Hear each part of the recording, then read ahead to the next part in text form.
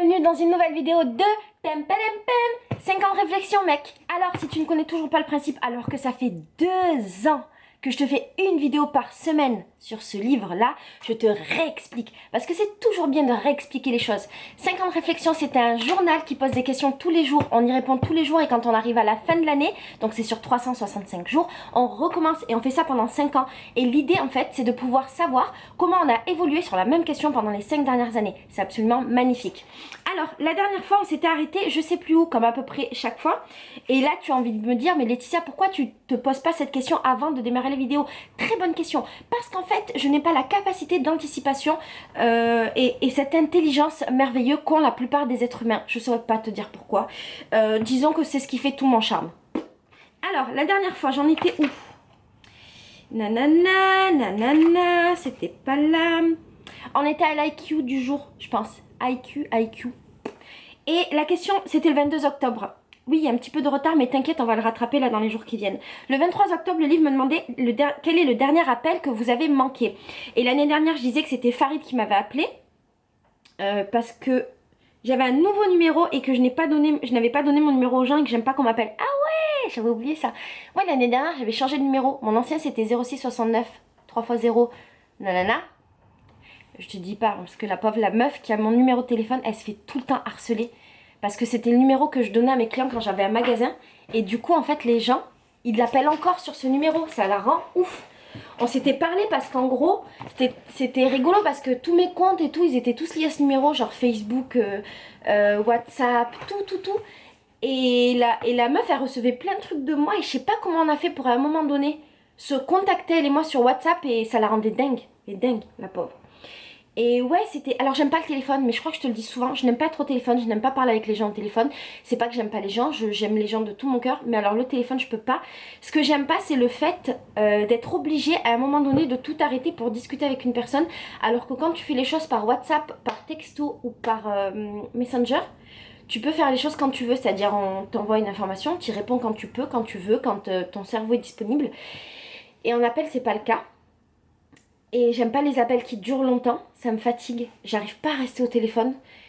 Et voilà, et puis les gens ils sont gentils, tu vois, ils t'appellent parce qu'ils veulent te parler d'eux ou parce qu'ils veulent te parler de toi ou prendre des nouvelles ou machin, ce que je comprends. Mais j'arrive pas, j'aime pas. Et en plus j'ai cette difficulté qui est horrible, qui est que depuis que je fais du YouTube, je raconte tellement ma vie dans mes vlogs que j'ai la flemme de raconter ma vie à mes amis et ça c'est vraiment problématique. Et du coup quand on m'appelle et qu'on me demande qu'est-ce qui s'est passé et tout machin, j'ai hyper la flemme et j'ai l'impression de l'avoir déjà dit, donc je sais même pas en fait quelles sont les vraies nouveautés.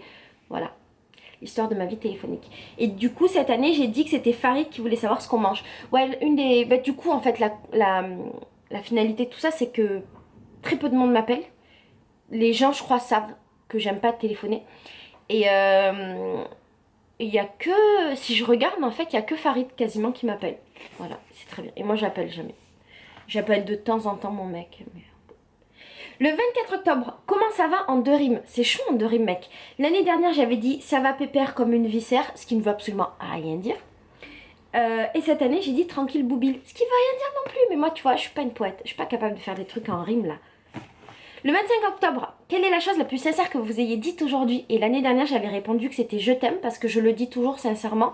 Et c'est drôle parce que j'ai eu une conversation avec une copine il y a quelques jours par rapport à ça.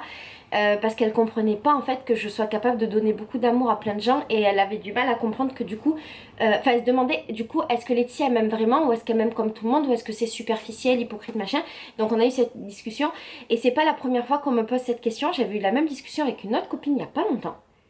Et ma meilleure amie et moi on en parle souvent. Et en fait, quand je te dis que je t'aime, je le dis sincèrement et je suis capable de t'aimer très vite, très fort d'un coup. Ça peut être un amour qui va être un amour de l'instant, tu vois. Ça peut être un amour qui va durer le temps où on est ensemble, une journée, une semaine, un mois. Mais ça n'enlève rien en fait que cet amour il est sincère. Et effectivement, moi je dis je t'aime très facilement, mais je le pense toujours, voilà. Et puis quand je dis je t'aime, ça peut être un je, comme je te dis, un je t'aime de l'instant et un je t'aime de la personne que tu es là maintenant tout de suite et de ce que tu as fait là maintenant tout de suite. Donc c'est pas un je t'aime engageant, tu vois, ça veut pas dire je t'aime pour toute l'éternité éternelle de la vie, même si souvent c'est ça, tu vois, mais voilà. Il y a plein de manières de dire je t'aime en fait. Et ah ben voilà, j'ai marqué, je le dis tous les jours, souvent à beaucoup de monde et c'est toujours sincère. Voilà.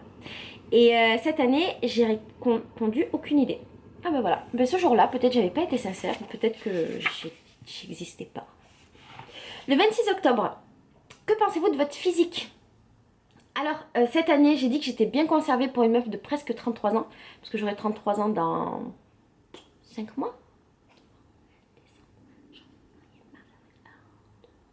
Ouais, dans 5 mois, j'aurai 33 ans, pas pile. Et je trouve que je suis vachement bien conservée pour une meuf de 33 ans. Ce qui est cool avec mon corps, c'est qu'il me trahit pas trop. J'ai le même poids depuis à peu près mes 15-16 ans. Non, j'étais plus mince. Non, j'ai le même poids depuis, disons, la vingtaine. Voilà, je fais 50 kilos. Des fois, je baisse à 49. Des fois, je monte à 51. J'ai jamais été au-dessus de 51. J'ai beaucoup maigri à un moment donné. C'était vraiment dégueulasse. C'était le moment où j'étais devenue végétarienne. Je faisais n'importe quoi. J'étais à 45-46. C'était vraiment moche. Et ouais, mon corps, il me trahit pas trop, mon physique. J'ai plus le même corps que quand j'avais 20 ans, bien entendu, parce qu'à l'époque, j'étais fraîche et bonne et que maintenant, j'ai de la cellulite tombante. Mais c'est normal, tu vois, parce que c'est l'appel de la pesanteur. Par exemple, mes fesses, elles cherchent à rejoindre le sol. Et le truc, c'est que je fais absolument aucun effort pour me conserver physiquement. Je fais pas de sport et je fais pas attention. Alors pourquoi je suis comme ça? C'est une bonne question. Je sais que pour beaucoup de meufs, c'est hyper important le physique et pour beaucoup de gens, c'est hyper important. Je vais pas faire du cinéma et dire oui, moi je m'en fous, machin. C'est hyper facile de dire je m'en fous quand bah, t'es mince et que ça va quoi, t'as pas de problème. Disons que j'ai cette chance de pas avoir eu de problème avec mon physique et de pouvoir m'en détacher. Ouais, je crois que c'est ça. J'ai cette chance-là d'avoir pu m'en détacher, que ce soit pas un problème dans ma vie. Et en fait, du coup, j'ai jamais vraiment accordé d'importance parce que, bah, comme je te dis, il m'a pas fait faux bon et qui m'a pas trop trahi. J'ai pas eu vraiment de surprise. J'accepte bien le fait de vieillir, j'accepte que mon corps change. Voilà, j'accepte de plus vraiment avoir de muscles dans mon corps. Et si jamais je fais du sport, je pense que ce sera pour avoir une bonne condition physique, mais pas pour l'aspect physique, mais ça veut rien dire. Pour l'aspect esthétique, voilà, c'est ça le mot, pour l'aspect esthétique. Et voilà. Disons que je suis hyper feignante aussi. Et que du coup, je préfère laisser la vie. Et puis surtout, j'accepte facilement les choses que je peux pas changer. Si je peux pas modifier un truc, je l'accepte. Et les choses que j'aime pas dans mon physique, il y en a très peu en fait, mais les choses que j'aime pas, je les accepte. Ouais, il y en a très... En fait, je suis hyper bienveillante envers mon corps, donc il y a vraiment... Je crois qu'il y a presque rien que j'aime pas. Attends, qu'est-ce que j'aime pas? J'aime pas mes dents. Elles me fatiguent parce qu'elles sont trop fragiles. Parce que j'ai ma dent de devant là qui essaye de monter sur l'autre. Et ça fait quelques années et j'ai très peur que ça continue. Je pense que ça continuera et donc ça, c'est un truc qui me gêne. C'est un des rares complexes que j'ai, mes dents. J'aime pas mes dents aussi parce qu'elles se cassent tout le temps. Tu vois, il me manque plein de dents ici, là, que j'irai faire refaire, je pense. Dans les pays de l'Est, il y a de fortes chances qu'un jour tu voyais un vlog du genre je vais refaire faire mes dents en Roumanie. C'est quelque chose que j'ai prévu. Il me manque une dent là de quand j'étais petite et du coup voilà, ça c'est des trucs qui peuvent me complexer. Mais après, est-ce que j'ai d'autres complexes dans mon corps? Non, j'ai aucun autre complexe en fait. J'ai du bide, j'ai toujours eu un peu de bide. Moi j'aime bien. Aïe, j'ai des yeux globuleux. Tu peux le constater souvent. Mais j'aime bien, ils me dérangent pas. Ils sont plutôt cool mes yeux. Qu'est-ce que je pourrais te dire d'autre sur mon corps? J'ai adoré mes fesses quand j'étais jeune parce qu'elles étaient en angle droit. J'avais un cul, il était tellement magnifique. C'était ouf quand j'avais la vingtaine. En fait, il était super musclé parce que je faisais de la danse.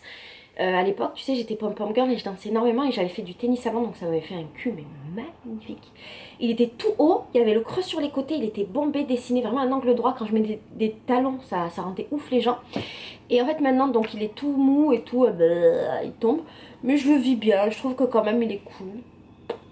Avant j'avais des belles cuisses parce qu'elles étaient super bien dessinées, j'avais le trait sur le côté du muscle.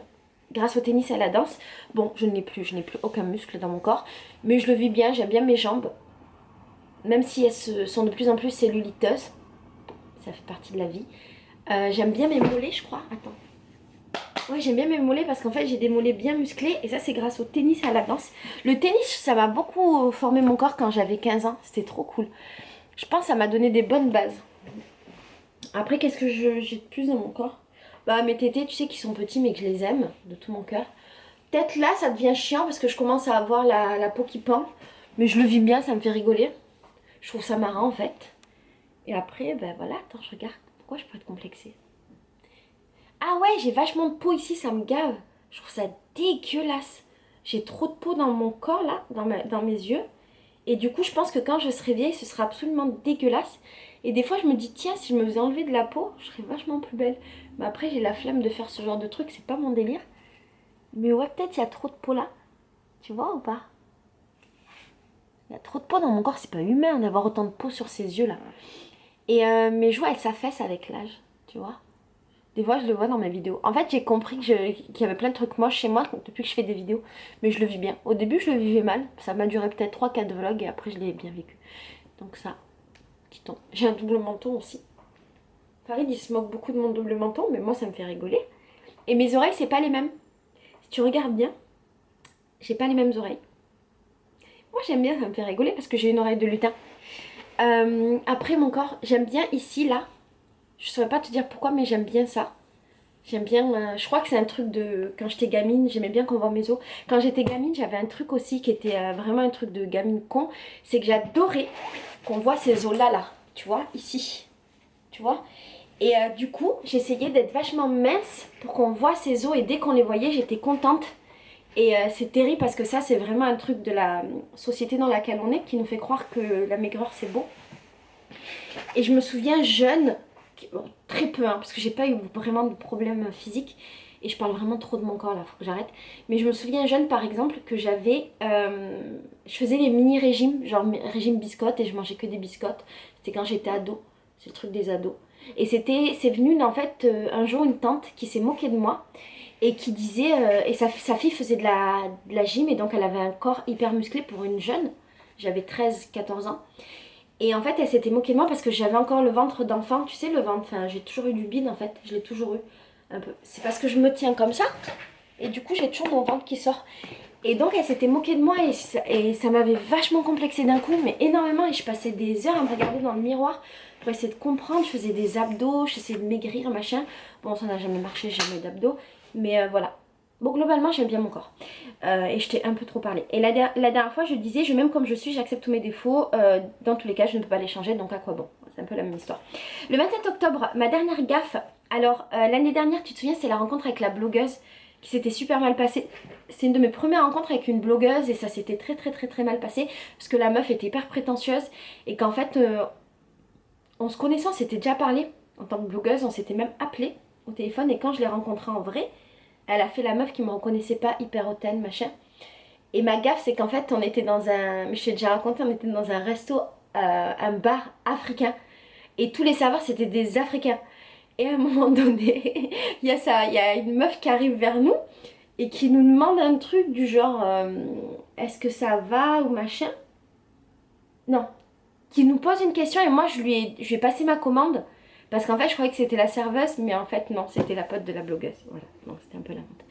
Et cette année, j'ai dit qu'en fait, j'avais pas une idée d'une dernière gaffe que j'avais, mais je fais très souvent des gaffes, très consciemment ou inconsciemment, parce que ça m'amuse et ça m'amuse d'amuser les gens. Voilà. Et j'aime bien passer pour la meuf ridicule et la meuf gogole parce que ça amuse les gens bienveillants. Donc voilà, donc je le fais, je suis bon public et je suis bonne... ça se dit pas, je suis bon public dans ce cas-là. Bref. Le 28 octobre, quelque chose de totalement ridicule. Donc l'année dernière, j'avais répondu que c'était cette vie matérialiste qui était totalement ridicule. Je le pense toujours. Et cette année, j'ai dit que le fait de perdre son temps pour travailler... non, perdre son temps de vie pour travailler, pour acheter des choses, ça me semblait totalement ridicule. Je te le dis souvent, en fait, j'ai du mal avec cette notion. Tu vois, pour moi, le temps est ce qu'il y a de plus précieux. Et je dis pas que c'est pas bien de travailler, c'est bien de travailler et de gagner sa vie. Mais par contre, de travailler, gagner sa vie pour acheter des choses qui n'ont pas de sens, ça me pose un problème. Parce qu'en fait, chaque fois, et c'est pas un jugement de valeur, hein, pas du tout, hein, c'est juste un truc avec moi-même. Mais chaque fois que je vois des gens avec plein de sacs de courses, mettons de vêtements, je parle pas de nourriture, hein, je parle de choses qui brûlent. Tu vois, j'ai ce truc-là, tu vois, genre les choses qui peuvent brûler, ça n'a pas d'importance, c'est les choses... les autres choses pour moi c'est plus important. Donc quand je vois des meufs par exemple avec plein de sacs de vêtements, ben, j'essaie de convertir en fait ce qu'elles ont acheté en temps de travail. Donc mettons si elles ont acheté, c'est quoi, on gagne à peu près 50 par jour. Et si elles ont acheté pour 200 € de vêtements, donc ça veut dire qu'elles ont dépensé 2 jours de travail.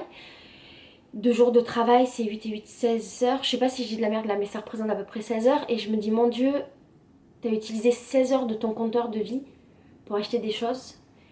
Est-ce que ça valait la peine? Je crois pas. En fait, ça vaut pas la peine. Et donc, c'est ça, moi, que je trouve tristement et totalement ridicule. Même si, encore une fois, c'est pas un jugement de valeur. Le 29 octobre, la question était camping ou hôtel. Donc moi je suis plutôt hôtel que camping, j'aime pas trop le camping en règle générale, mais par contre les délires sac à dos, voyage en sac à dos, clochard, dormir n'importe où, j'aime assez. Donc voilà, j'ai répondu la même chose cette année et l'année prochaine. Et la question du 30 octobre c'était savez-vous dire stop? Et donc l'année dernière j'avais dit que non, j'avais beaucoup de mal, et cette année c'est à peu près pareil, j'ai beaucoup de mal à cadrer ce genre de truc et j'ai beaucoup de mal à dire non aussi, mais j'y travaille et je me soigne. Le 31 octobre, on s'arrêtera sur cette journée-là. Quels sont les projets pour les jours fériés à venir? Alors l'année dernière, j'étais surprise, je savais plus qu'il y avait des jours fériés parce que je travaille pas et du coup j'étais pas au courant. Et cette année en fait bah, c'est à peu près la même chose, je suis jamais au courant des jours fériés parce que je suis pas dans un rythme classique, mais surtout mes jours fériés ressemblent exactement à mes jours pas fériés. Parce que souvent Farid il travaille quand même les jours fériés, donc c'est les mêmes jours. Et si Farid travaille pas, on est ensemble, mais c'est assez rare. Voilà, en fait j'ai un mec qui travaille tous les jours et le seul jour où il travaille pas c'est le dimanche, et encore ça dépend des dimanches. Souvent le dimanche il va au magasin. Donc voilà, mes journées c'est à peu près toujours les mêmes et ça me va très bien. C'est mes journées de travail et j'adore être seule à travailler chez moi d'ailleurs. Donc voilà, mes jours fériés c'est des journées de travail. Bon, maintenant je sais qu'on s'est arrêté au 1er novembre et je vais d'ailleurs tourner la deuxième vidéo pour la semaine prochaine. Je t'aime très fort et réfléchis bien quand tu achètes des choses à convertir en temps de vie et à te demander est-ce que ça vaut la peine. Est-ce que ces choses-là, qui sont des choses matérielles qui peuvent brûler, donc qui n'ont pas vraiment de... qui sont pas, j'ai envie de dire, qui sont pas importantes, mais qui peuvent disparaître, est-ce qu'elles valent ces heures de vie qui effectivement, elles ont disparu pour toute l'éternité et que tu rattraperas jamais? Voilà, je t'aime fort. Ciao.